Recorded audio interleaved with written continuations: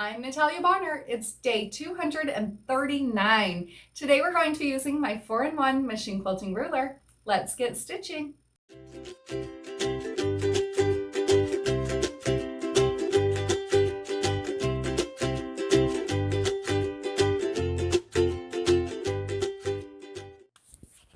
I'll start out by using my blue Mark Beyond marker and marking a 9 patch through the center of my quilt block.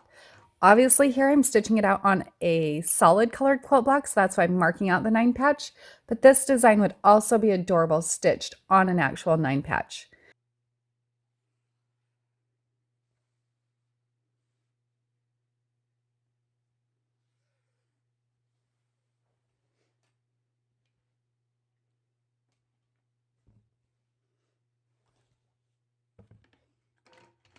So start stitching in the upper left-hand corner, and I'm going to stitch point to point curves. So from the upper left, using the largest curve, stitching a point down to the next marked point, then continuing on all the way down. Now, once I've stitched all the way down to the lower left, then I'll stitch back up to the, or down to the lower right, then I'll stitch back up to the upper left. After I've done that, then I'm going to stitch in the ditch across the top of the block, where I'll stitch all the way over to the right hand side, and then I'm going to stitch the same curved line all the way down to the lower left, then back up to the upper right. Now from there, I'll travel down the ditch on the right hand side of the block and stitch a curved line up to the top marked point. When I get there, I'll adjust my ruler and stitch down, working my way around the block. So this is a point where I actually recommend just watching the video and kind of seeing the path that I'm following. So I kind of work my way around. By doing this, stitching the path that I am following, you can kind of see how you can stitch out this design with less stops and starts, make it a more continuous type design, and less travel, stitch in the ditch, things like that. So work my way around once, then adjust my ruler and work my way back around the block to where I started. When I get back to that point where I started, I'll travel down the ditch on the left-hand side of the block.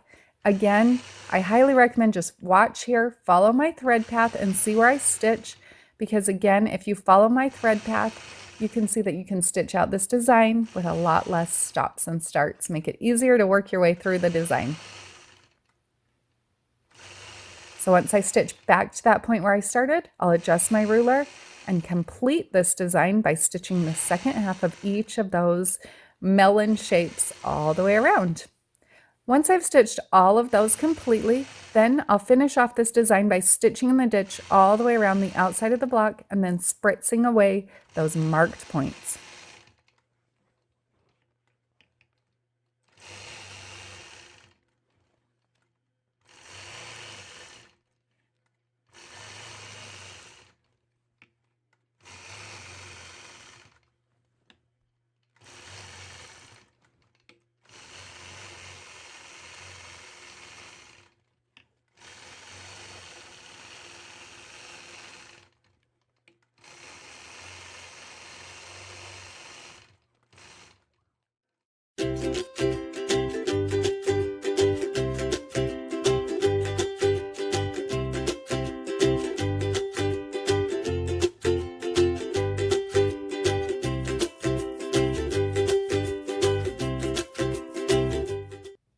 Friends, I hope you enjoyed today's block and found a little bit of inspiration with my machine quilting. Now just remember, you can pick up the panel, the rulers, the thread, all of the notions that I'm using in this video today over on my website, peaceandquilt.com.